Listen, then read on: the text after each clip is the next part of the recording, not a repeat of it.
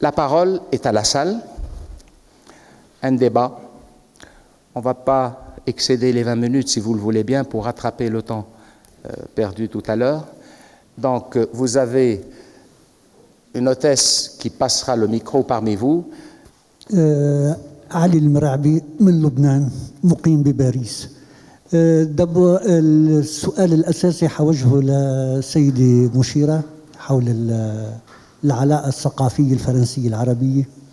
ولكن au début je vous salue notre ami monsieur Charles Pro qui fait les points réels sur qu'est-ce qu'il passe dans l'année 68 avec Général de Gaulle, et il explique bien, et lui qui connaît bien les questions et les problèmes du monde arabe, il explique très clair qu'est-ce qu'il passe avec la politique de la France concernant le monde arabe, surtout avec les deux gaullismes qui viennent après, et surtout avec le président Jacques Chirac.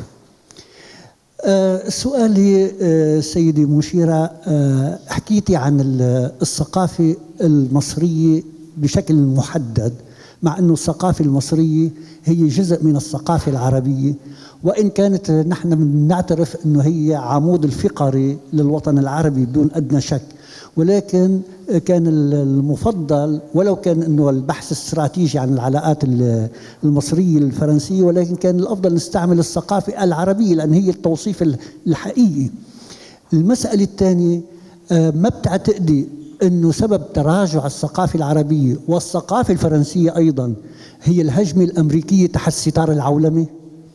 ليش ما منشير بكل وضوح وبكل صراحة أنه فكرة العولمة اللي اجت للسياسة الأمريكية بعد حرب النجوم، مشروع حرب النجوم الفاشل اللي قام فيه ريغان، اجت مع تيار المحافظين الجدد لإلغاء ثقافة الآخر واستبدالها بالثقافة الأمريكية فقط. ما بعرف شو رأيك بمسألة الثقافة العربية وبمسألة العولمة وهجمتها الشرسة لإلغاء ثقافة الآخر، وشكرا لكم. أولا بحيي حضرتك على الكلمة وعلى ما ذكرته، وأرجو أن حضرتك تكون فعلا على حق فيما يتعلق بقيمة القانون الدولي. أنا لا أرى الآن قيمة للقانون الدولي. المصالح الاقتصادية والمادية هي التي تحرك كل شيء، وأكبر صفعة للقانون الدولي كانت إعلان الرئيس الأمريكي ترامب القدس عاصمة لإسرائيل، ضاربا عرض الحائط بكل مفاوضات الحل السلمي بجميع القرارات الصادرة عن مجلس الأمن والجمعية العامة للأمم المتحدة. أي قانون دولي الذي نتحدث عنه؟ دي الحقيقة إشكالية كبيرة جدا. النهاردة الأزمة الاقتصادية والبطالة بتدفع دول كثيرة مفروض إنها دول ديمقراطية إنها تتخلى عن القيم والمبادئ الديمقراطية. احنا كنا بصدد الحديث عن، وانا بشكر حضرتك للكلام اللي قلته، ان هناك دول غربية. حضرتك اتكلمت تحديدا عن الولايات المتحدة وكيف ساندت التيار الديني. هذا صحيح، لانه النهاردة محاولات مصر لاستعادة دولة القانون التي لا تميز بين مصري وآخر بسبب الدين أو بسبب الجنس هي تواجه الترصد. يعني اللي متابع من حضراتكم للتغطية من بعض الدوائر للانتخابات الرئاسية التي تدور في مصر الآن، هناك ترصد بشكل سافر، يعني مصادرة على نتيجة الانتخابات، تعليقات. كلنا بنشوف عمليات انتخابية في دول كثيرة، وبنشوف التنافس، وبنشوف كل طرف بيحاول ان هو يكسب على حساب الطرف الآخر. لكن لابد من مصلحة السلم والأمن الدولي مساندة العملية القانونية، العملية المدنية، الدولة المدنية. أنا كامرأة لا يمكن أن أقبل دستور 2012 في مصر اللي بيحط النساء خلف مش بس بيحط النساء في الخلف، بيدوس بجزمته على رقبة النساء. ولا نرى دول ديمقراطية أو بتدعي أنها ديمقراطية تعلن رفضها لهذا الدستور. ولما يجي دستور 2014 اللي أعاد المساواة للشعب المصري بدون أي سبب للتمييز، سواء الجنس أو الدين أو الإعاقة أو المركز الاجتماعي أو أي سبب كان، وبينطلق بالدستور المصري ليقارب المعايير الدولية، بنشوف برضو ترصد لهذا الدستور، وبنشوف مقالات تقول ده aspirational، يعني دستور تمنيات. طب ما هو لازم الدستور يبقى تمنيات، ولازم يبقى فيه حركة قانونية تلي وضع هذا الدستور تسن القوانين التي تنفذ الدستور. النهاردة لأول مرة في مصر عندنا 90 نائبة في البرلمان. لما كان حكم الإخوان وكان عندنا أقل من 2% نساء في البرلمان، ما سمعناش حد بينتقد هذا الدستور. لما كان المسيحيين بيعاملوا كمواطنين درجة ثالثة، ما شفناش حد يعني. فازدواجية المعايير الحقيقة واضحة جدا جدا.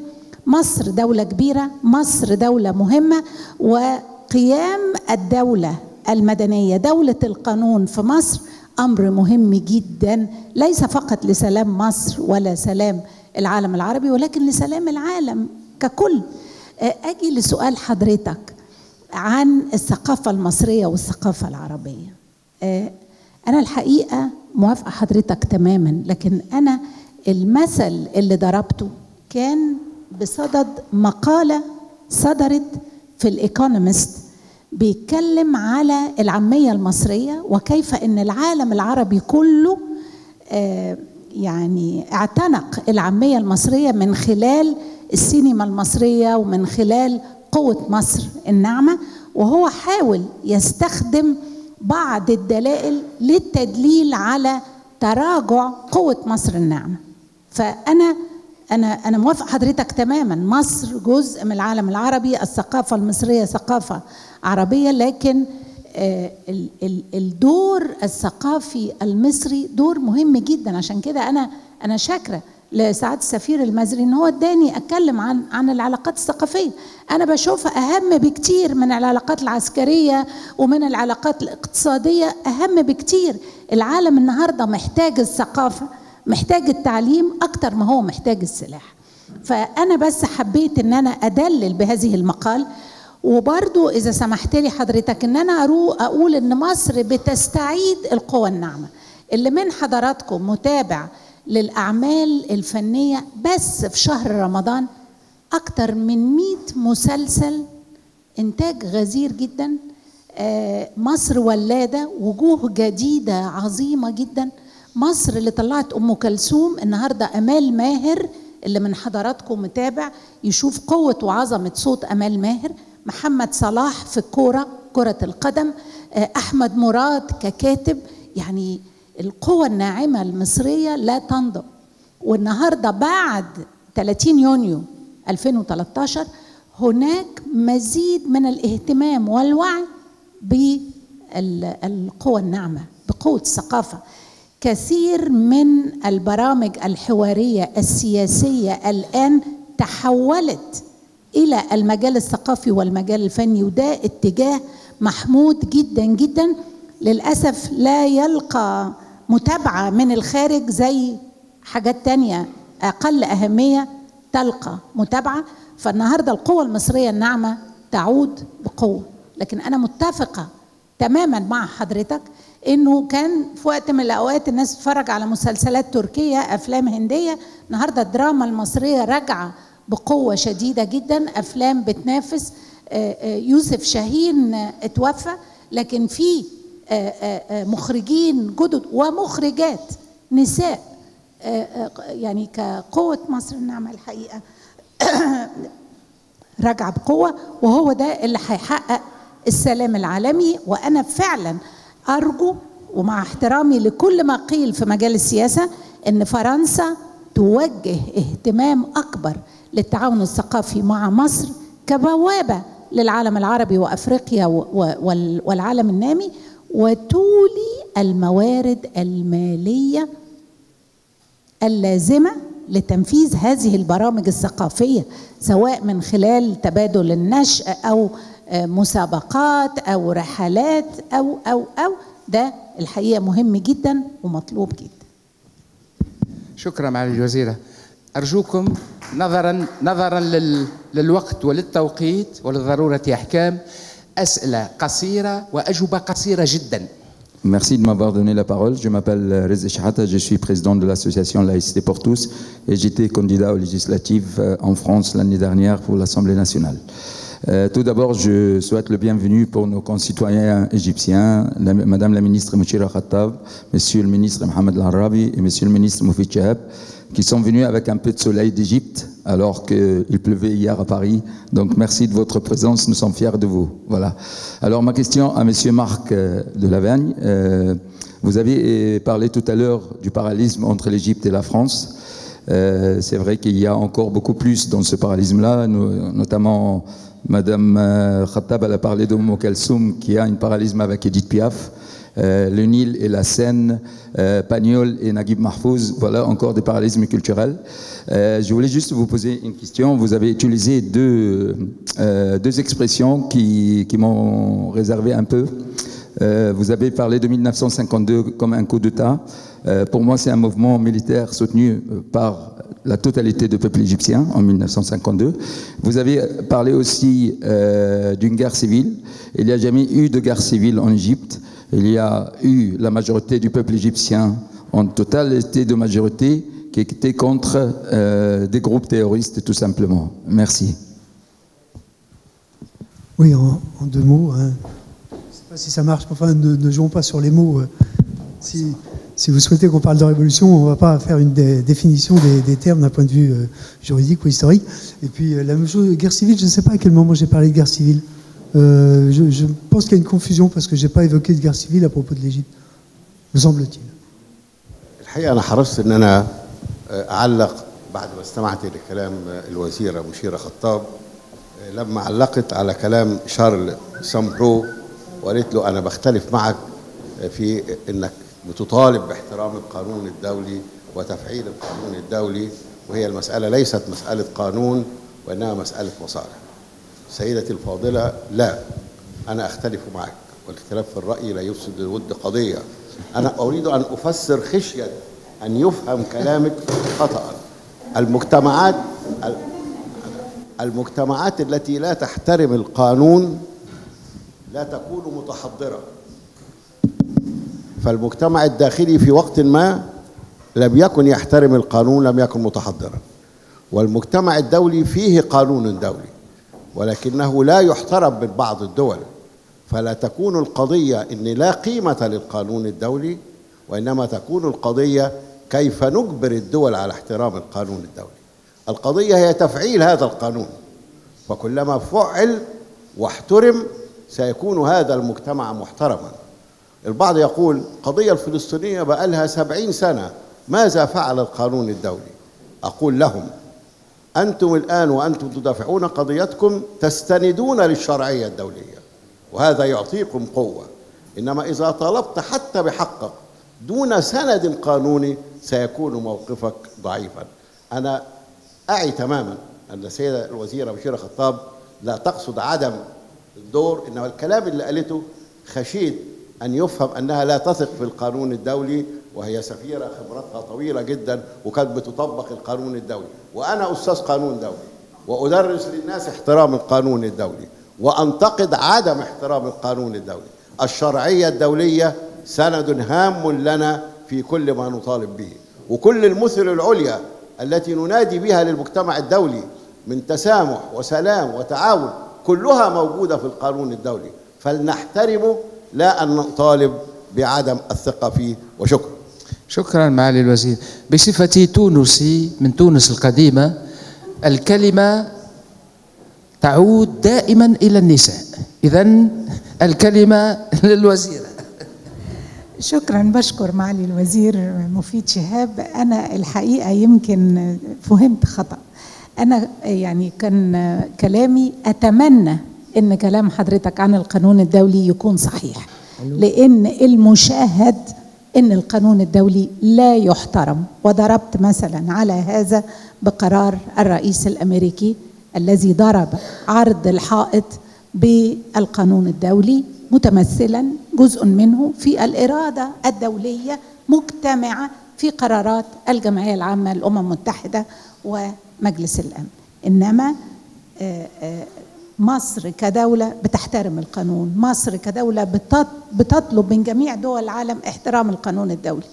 نريد مزيد من الاحترام للقانون الدولي والمعايير التي يقوم عليها المجتمع الدولي، متمثلة في الأمم المتحدة. المبادئ التي يقوم عليها نظام الأمم المتحدة لا تحترم. ويعني أرجو أن تكون هناك إرادة دولية موحدة على احترام القانون الدولي والالتزام بتنفيذه. ولكن كما قيل من حضرتك بالنسبة للثقافة الأمريكية وكيف أنها ابتلعت من خلال العولمة، يعني أنا شايفة أنه القدرة على التغيير، القدرة على مواكبة هذا التغيير من جانب الأمريكي هو اللي مكنه من أنه هو يسحب السجادة من تحت يعني كأحد الأمثلة اللغة الفرنسية. والنهاردة بنشوف اللغة الإنجليزية بتسود، وهناك مزيد ومزيد من الناس تتكلم بالإنجليزي عما تتكلم بالفرنسية. فالحقيقة أنا بوافق الوزير مفيد شهاب في كل كلمة قالها، وأعتقد أن احنا مش مختلفين. شكرا. Shukran, Maali Wazira. On va prendre une dernière question. Je salue au passage la présence parmi nous de son Excellence, Monsieur l'ambassadeur, ancien ambassadeur de France en Égypte pendant longtemps, Monsieur Patrick Leclerc. Je le remercie beaucoup d'être parmi nous. Je salue aussi son Excellence et ami Pierre Hunt, ancien ambassadeur de France. À vous, c'est la dernière question et après c'est la pause de 5 à 10 minutes. Et on entame tout de suite le deuxième panel. Oui, je me présente, je suis Ali Fouad, je suis franco-égyptien. Et je remercie les trois intervenants. Les trois interventions sont très brillantes et j'aimerais bien les commenter, mais on n'a pas le temps. Je vais préciser ma question et l'adresser à M. Saint-Pro, parce qu'elle touche la politique arabe de la France et surtout la politique gaulliste de la France. J'aurais quand même des questions, parce qu'il y a des zones d'ombre dans cette politique. Je pense que la politique arabe de la France est une politique qui est la politique en creux vis-à-vis de l'Angleterre, ou vis-à-vis de l'Angleterre et les États-Unis maintenant. C'est plutôt pour régler des comptes dans l'antagonisme et la rivalité de ces deux pays-là vis-à-vis de l'Empire français. La France a toujours réagi en fonction de ses intérêts vis-à-vis de l'Angleterre.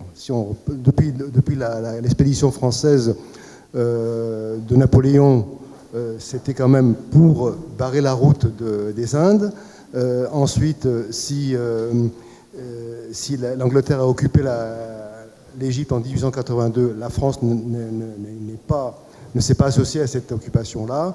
Elle a par contre donné asile à tous les résistants égyptiens comme Mustafa Kamel pour venir justement avoir une tribune de résistance vis-à-vis de l'Angleterre. Et ensuite, lors de l'expédition lors de la nationalisation du canal de Suez, la France a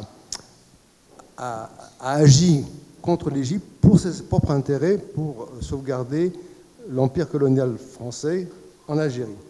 Donc c'est pas une histoire je m'excuse, hein, je ne veux pas être le troublion de notre réunion. La question, est-ce